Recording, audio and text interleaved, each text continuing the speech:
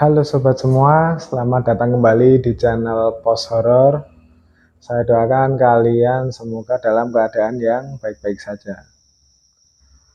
Untuk kalian yang belum subscribe atau baru saja menemukan channel ini dan tertarik dengan cerita-cerita horor, kalian bisa subscribe dahulu agar mendapatkan update-update video horor terbaru dari kami. Oke, pada episode yang kali ini masih dengan cerita teman saya yang bernama Mas Aji. Jika di episode yang lalu pengalaman horor ini dialami oleh tetangganya dan diceritakan oleh ibunya, maka di episode yang kali ini ibunya Mas Aji sendiri yang mengalami pengalaman horor ini. Oke, kita masuk pada ceritanya.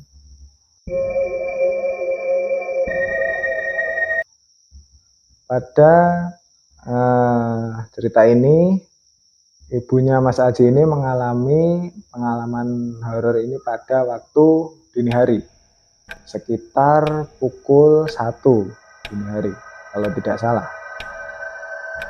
Nah, pada sekitar itu, ibunya Mas Aji ini sedang tertidur.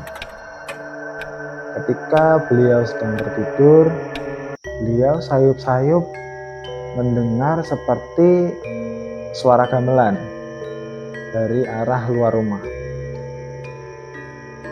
Akhirnya setelah beberapa saat beliau terbangun. Kemudian ibunya Mas Aji ini penasaran, apa benar yang aku dengar ini suara gamelan?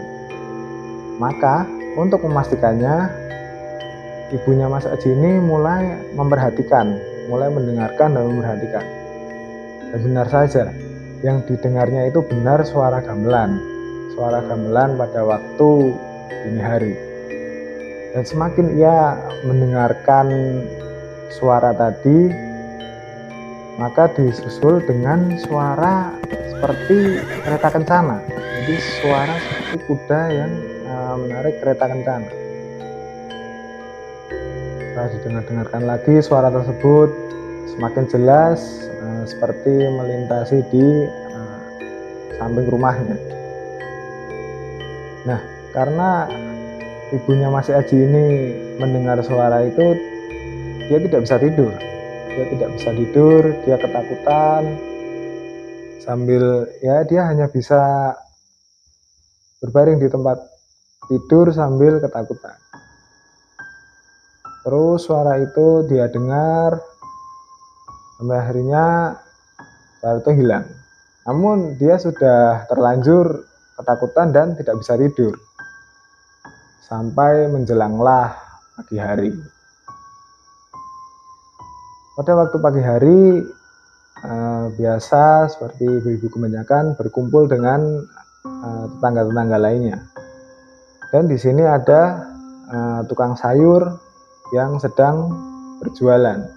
Dan juga ada beberapa ibu-ibu yang ingin membeli sayur. Nah, situlah ibu Mas Aji ini menceritakan pengalaman horornya. Nah, ketika dia menceritakan kisah yang dia alami sewaktu dini hari tadi, ternyata tetangganya pun juga ikut mengalami peristiwa tersebut. Peristiwa seperti mendengar suara gamelan dan suara kereta kencana pada waktu dini hari. Nah, usut punya usut, ternyata daerah yang ditinggali oleh keluarganya Mas Aji ini waktu zaman dahulu, waktu masih kecil Mas Aji ini, terdengar bahwa daerah ini termasuk daerah yang gawat, daerah yang bukan gawat karena pencurian atau kriminal, tapi gawat karena kisah-kisah horornya. Banyak penampakan dan cerita-cerita horor di sekitar rumahnya situ. Nah, itu tadi cerita yang dialami oleh ibunya.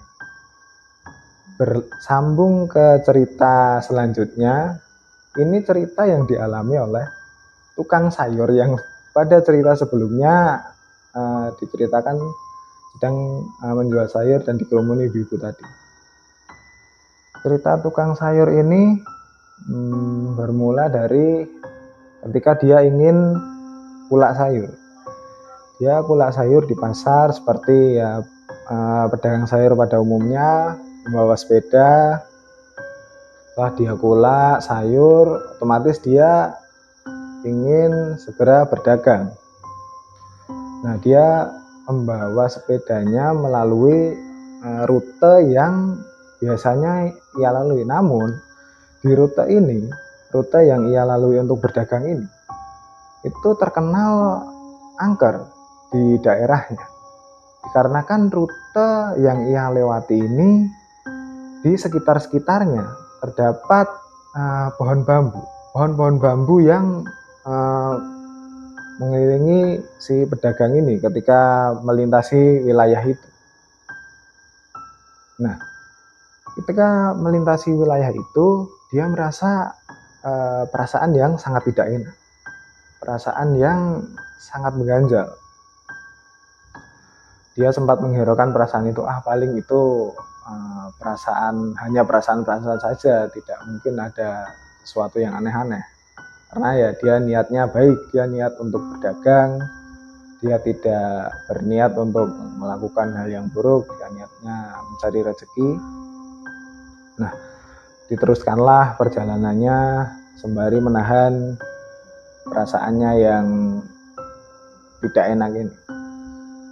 Setelah beberapa saat mengayuh sepedanya, maka dia menemukan seperti penampakan bayangan yang menyerupai sepasang tangan.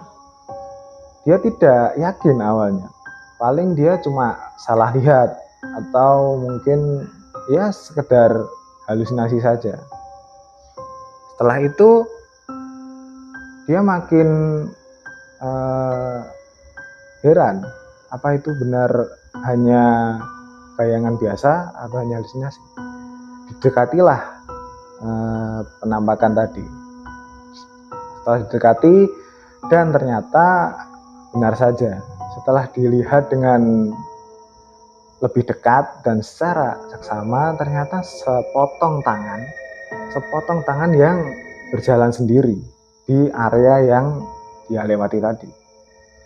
Sontak dia kaget, dia takut dan langsung berputar arah untuk pulang. Dia tidak jadi jualan karena dia ketakutan. Dia pulang, terus setelah itu selama beberapa hari setelah kejadian itu, dia tidak muncul di sekitar area kompleknya. Jadi si tukang sayur ini sebut saja Bu Marni. Bu Marni ini tidak lagi muncul di kompleknya yang biasanya dia berjualan berkeliling, namun tidak lagi. Maka warga pun heran, kenapa biasanya ibu ini yang jualan sayur kenapa tidak muncul lagi. Terheran-heranlah si warga-warga ini.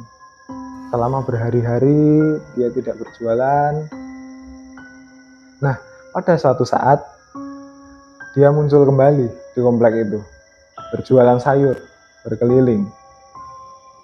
Ketika salah satu ibu menemukan dia sedang berkeliling di jalan, dia sedang menjual dagangannya di jalan, si ibu ini menghampiri. Ibu-ibu ini menghampiri Bu Marni ini, lalu menanyakan, "Bu, kenapa kok sudah lama tidak jualan? Apa sakit atau gimana?" Ibu-ibu itu intinya menanyakan keadaannya Bu Marni karena khawatir. Nah, setelah itu Bu Marni menjawab dan menceritakan pengalamannya sewaktu dia ingin berdagang ke sini, sewaktu dia habis kulak sayur lalu dalam perjalanan ke sini dia bercerita bahwa dia melihat penampakan tangan-tangan itu tadi. Nah, si ibu-ibu di situ itu juga seperti ya kaget namun juga mengiyakan karena rute yang dilewati Bu Marni ini memang rute yang terkenal angker. Nah, maka berceritalah Bu Marni, maka warga juga mengiyakan, dan warga juga ibu-ibu tadi selalu memberitahu kepada Bu Marni agar tetap waspada saja jika melewati rute tersebut. Nah, oke, itulah tadi dua cerita dari teman saya yang bernama Mas Aji yang dialami oleh ibunya sendiri dan tukang sayur keliling kompleknya. Semoga dengan cerita-cerita tadi teman-teman suka, dan semoga teman-teman juga bisa share video ini jika suka ke teman-teman kalian yang suka cerita horor, dan jangan lupa like dan komen. Dan lagi-lagi saya ingatkan, jika kalian punya cerita horor yang ingin dibagikan dan diceritakan oleh kami, bisa langsung kirim ke email di bawah atau email yang ada di deskripsi. Sekian cerita saya pada episode kali ini. Sampai jumpa dan terima kasih.